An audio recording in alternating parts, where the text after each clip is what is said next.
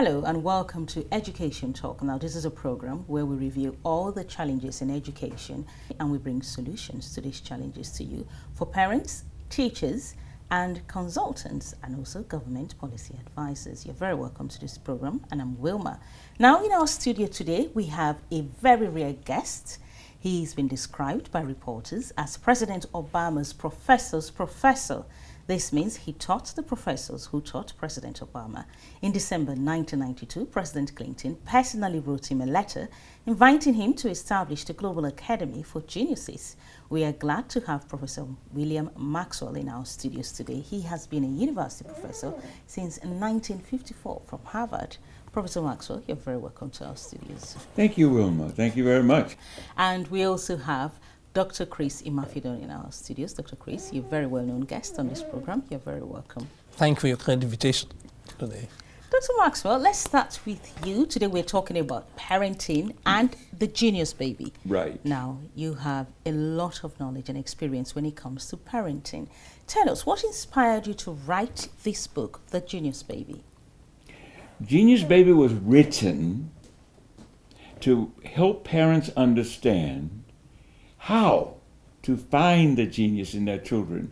Every parent at birth becomes aware that this child is a gift of God, created in the image of God. Typically, the mother recognizes in the baby's face a kind of, this is the face of God. She falls in love with the baby. But the father doesn't typically. Typically, the father waits 42 days.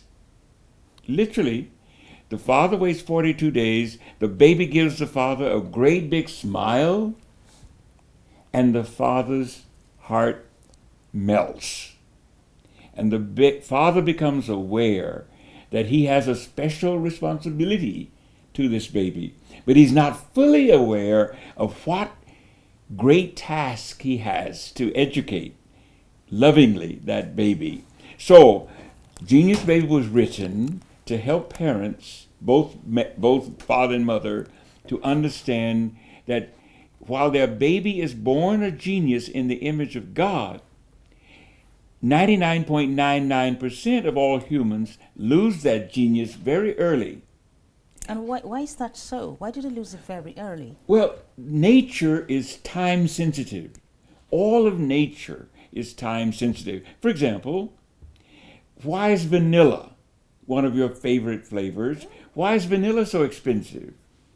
Well, the vanilla flower blooms only 1 day per year. It must be pollinated that day. Otherwise, you lose the entire crop for that year. And that's why vanilla is so expensive. All human talents are similarly time sensitive. For example, you and I were born with perfect pitch. We understood music of all kinds easily. But we lose that unless that talent is developed. And most humans do not have perfect pitch because the parents were not intelligent enough to give them music lessons very early. Einstein's mother, for example, made sure that Einstein listened to great music not only in the womb, but every day after the birth. Einstein listened to great, typically Baroque music. Thus, Einstein was, not only was he mathematically a genius, he was also a musical genius. And the musical genius that he kept, that he did not lose, helped the rest of his brain to develop. So, every parent must understand that the child has many, many, many capacities. Somewhere in those broad spectrum of talents, there is a particularly strong talent, and that's the genius in the child. But that genius can only be discovered if we look very closely, very early, from birth. Well, you tell us how parents have to look very closely and very early from birth. We'll come back to you, Prof. But Dr. Chris, now, there is a phrase you've always said that every child is a genius.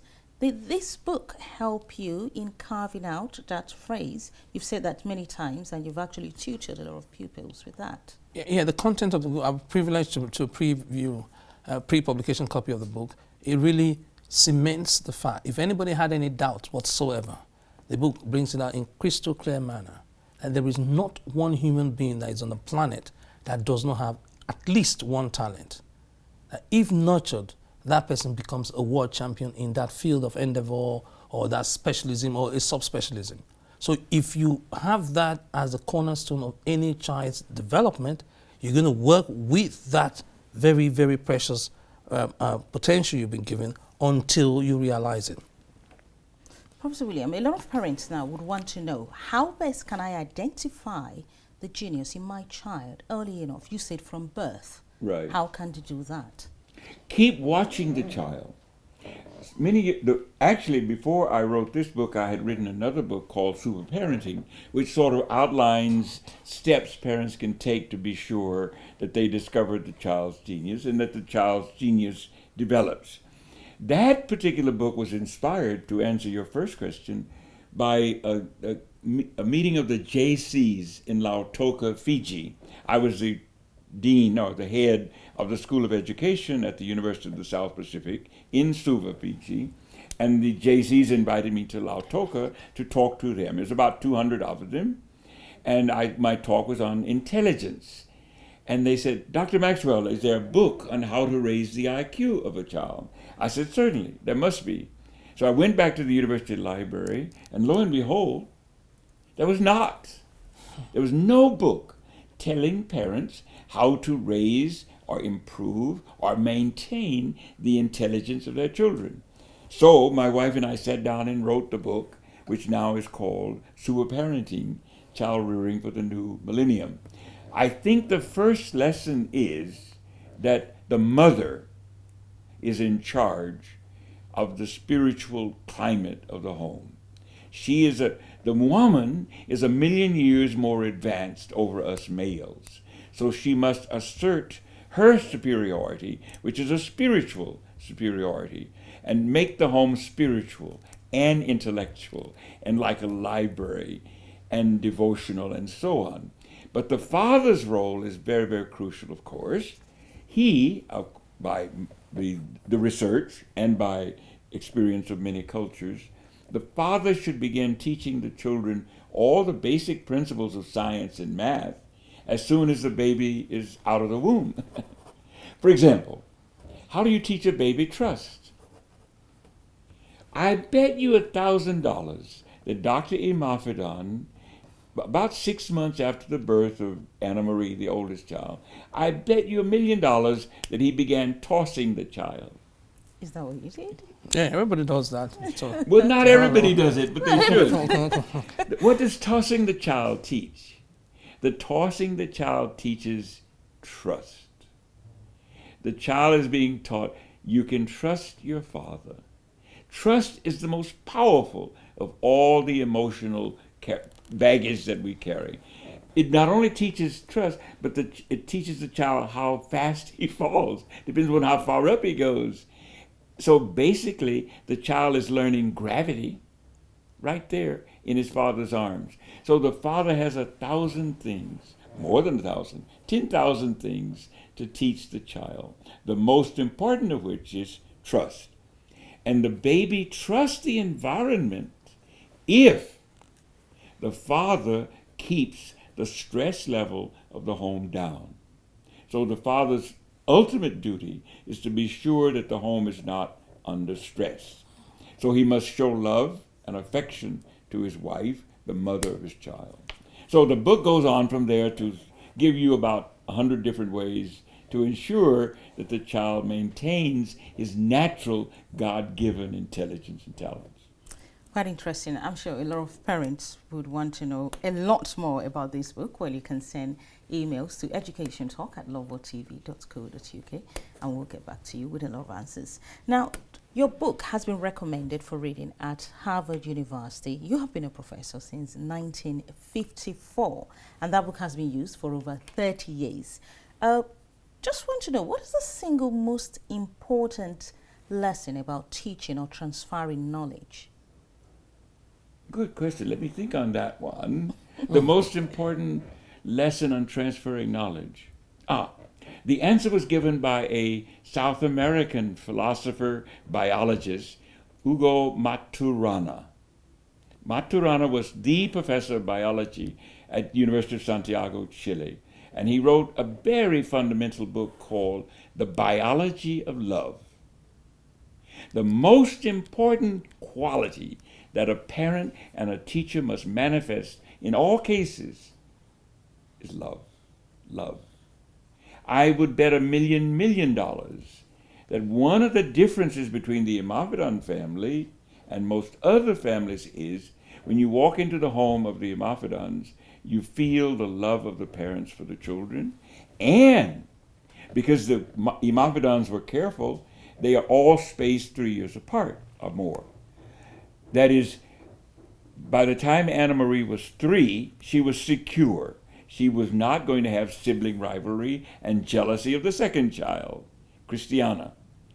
So Christiana came along 3 years after Anna Marie. So then Christiana had the advantage of a mother and a father and an older sister. And you feel Christiana today she worships her older sister. She models herself after her older sister. So that home, the essential quality of that home was the Christ-like love that Jesus commanded us to manifest, not only within the home, but to all children. I often ask Christians, how many commandments are there in the Bible? They say 10. No, it's not 10. It's 11. 11. Jesus said, and now I give you a new commandment, that ye love one another. As I have loved you. That's a new commandment. So there are 11. Well, the home that has that, obeys the 10 commandments plus the 11th commandment, invariably that home produces geniuses. So definitely the love that the parents exhibit and show towards the child brings out the genius in the child. Exactly. Much more than any other thing. Because love attracts and love is perceptive. A little baby beginning at 24 months, at least, sometimes sooner, the baby sends a signal. Mom, Dad, I'm interested in that kind of music. It's Baroque music. Tell me more about it. Let me hear more of it.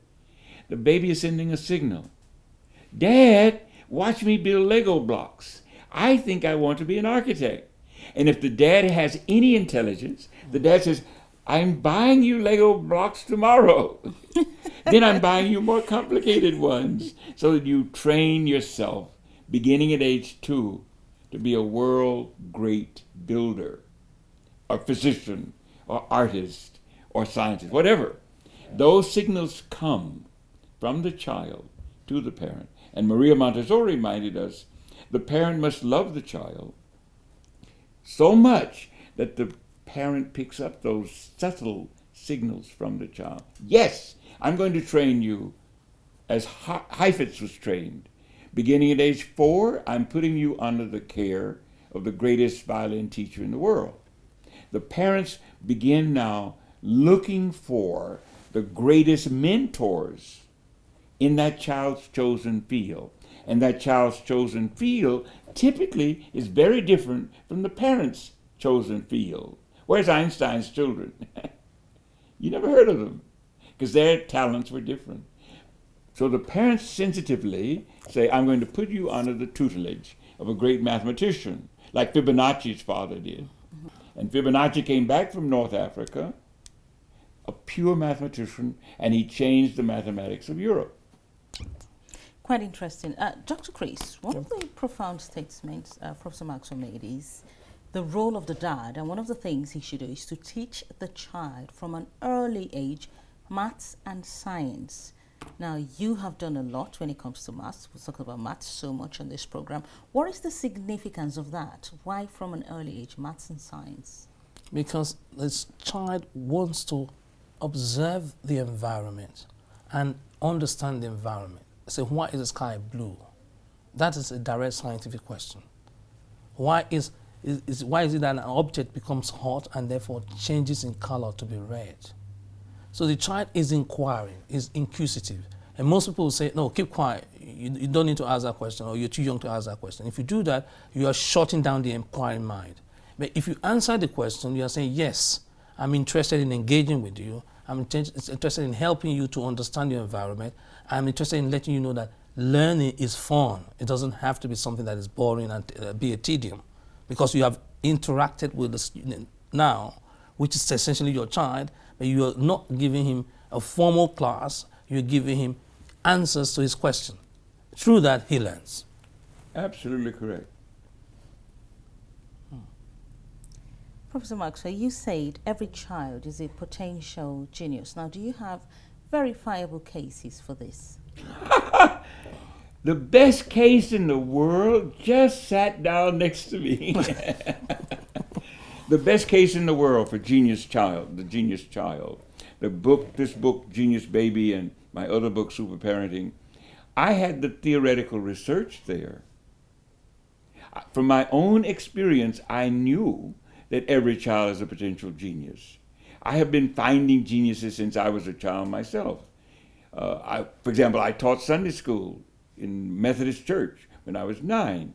And I saw in my own students who were 6, I saw little geniuses there. They love to talk about the Bible. I've known that. But those evidences are what you call not persuasive. They're not scientific. The first scientific proof of the genius idea is the Imafidon family. So I had someone do the calculations. The chances are of 5 children in one family being a genius, the chances are 0.0000000059. In effect, it is impossible by current knowledge for one family to produce 5 geniuses, and yet the Imafidons did it. Therefore, statistics go out the window, and now love comes in the window. These children are a product of these 5 Imafidon children are a product of love, which destroyed all statistical probabilities. But the interesting thing, Wilma, is whatever the Imafidons have done, families listening to this program can do even better. Peter and Paula, the last children of the Imafidon, they passed the GCE O-level at age 6. They passed the Cambridge Advanced exam at age 8. There are children out there today who, if the parents treat them right, will pass the GCE O-level at age 5.5. That's right. That's right. And they will pass the Cambridge Universal Advanced Mathematics at age 7.5. Professors, a parent out there is saying, how can I make my child pass the GCSE O-level at age 5.5? What advice do you have for the parent? Love the child. Play games with the child. For example, 10,000 years ago, some unknown genius invented at least 2 mathematical games that train the child's brain to think mathematically. The names of those games are NIM, N-I-M, which is 10,000 years old, and Kala, which is similarly 10,000. There are 126 names for Kala. The Filipinos play it, and every Filipino child that plays Kala, he never fears mathematics. So the parents should play games with the children as soon as the children are ready to play mathematical games. Nim and Kala, for example. There are more. Most card games are mathematical, and they were invented for children. The Chinese invented card games 2,300 years ago. And so chess is a great game for children. It's mathematical and it's strategic. So the video games are not enough? I would throw out all video games, or nearly all. Video games are destructive, typically. They deaden the mind. They don't enliven the mind. I'm sorry to say that.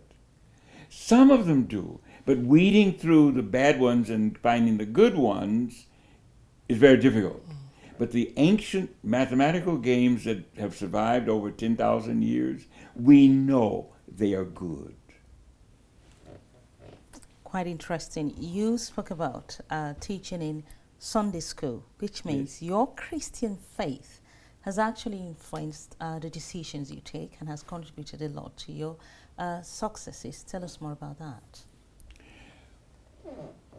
All religions, including Christianity, tell us, as Moses wrote for us in Genesis chapter 1, verse 26, God created man in his image.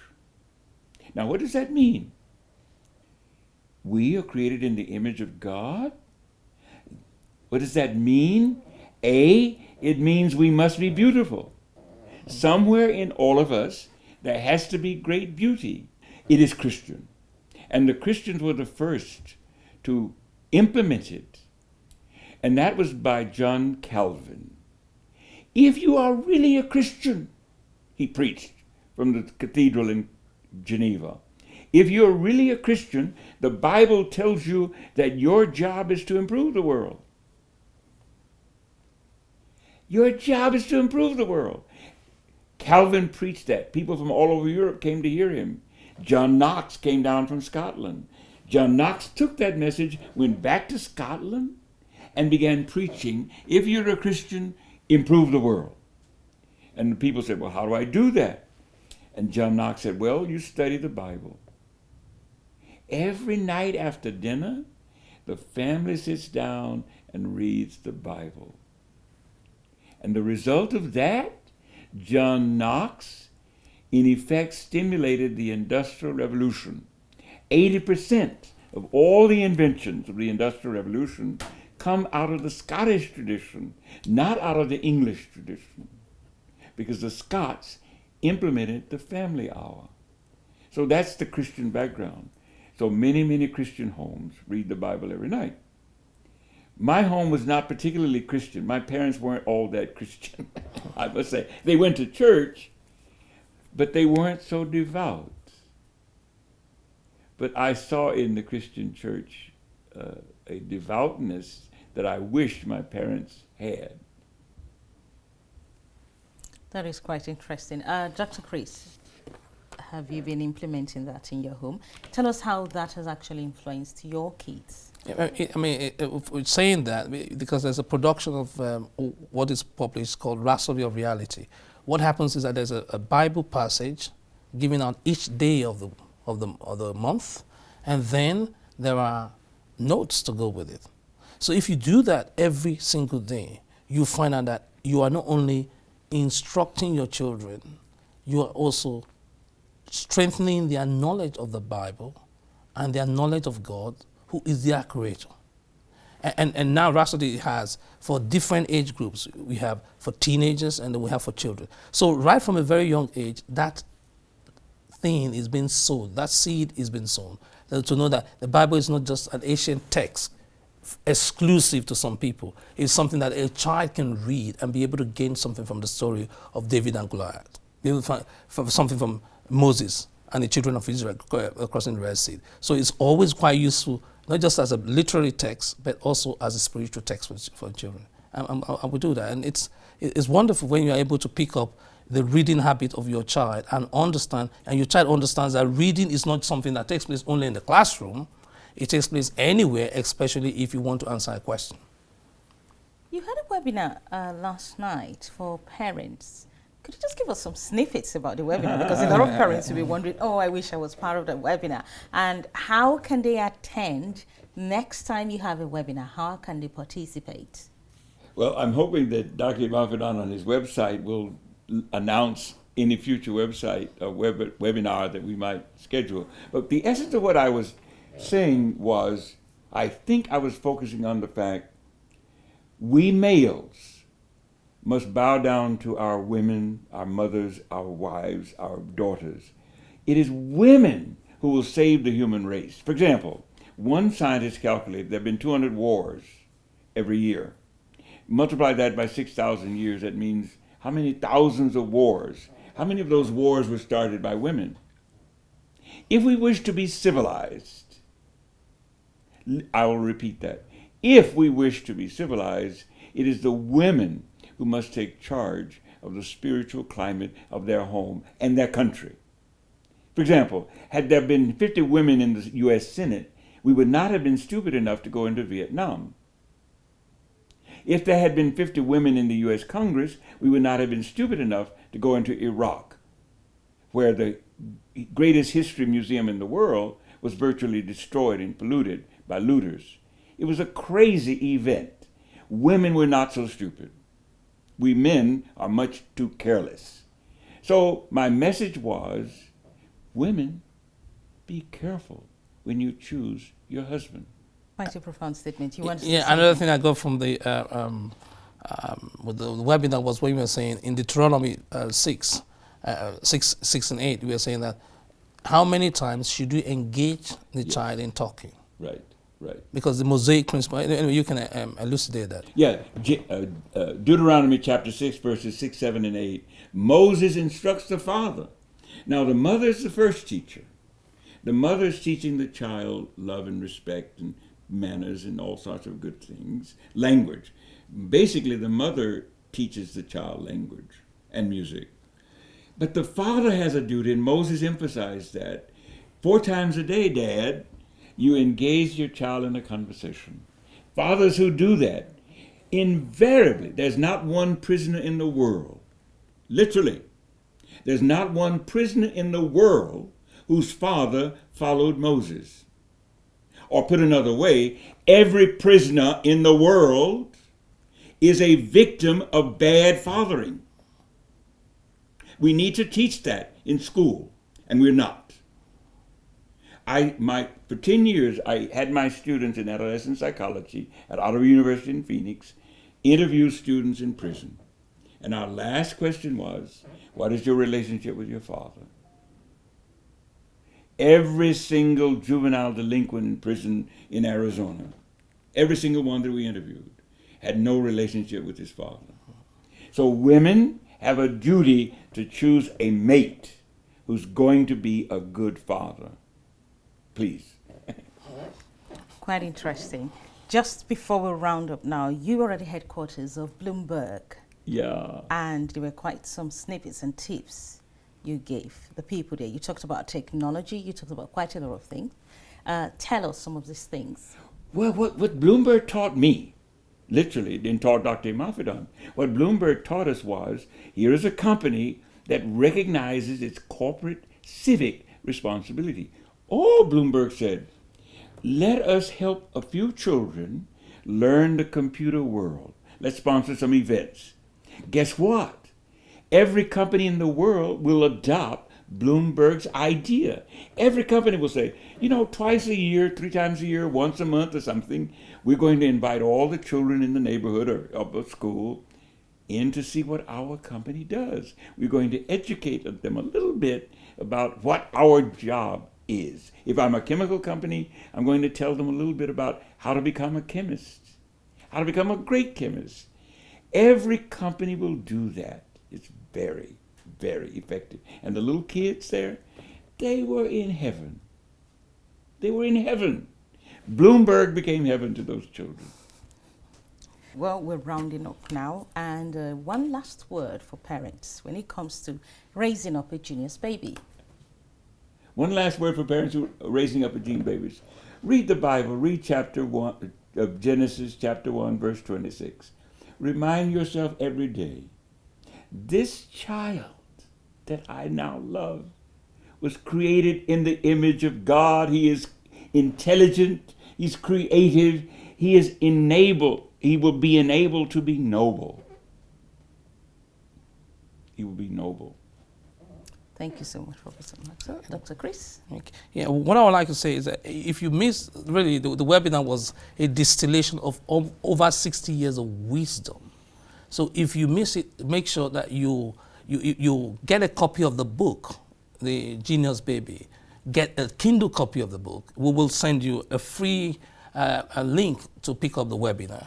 And then we'll send you an additional video link that tells you how you can really help your child, boy or girl, doesn't matter, tall or short, any complexion, achieve their fullest potential. Because we are wasting lives if we do not get and guide our boys and girls to achieve their maximum potential. Somebody deposited that potential there and therefore expects us to develop it and deploy it for the world. So we as parents cannot let go of what our biggest or our most prized possession, our children.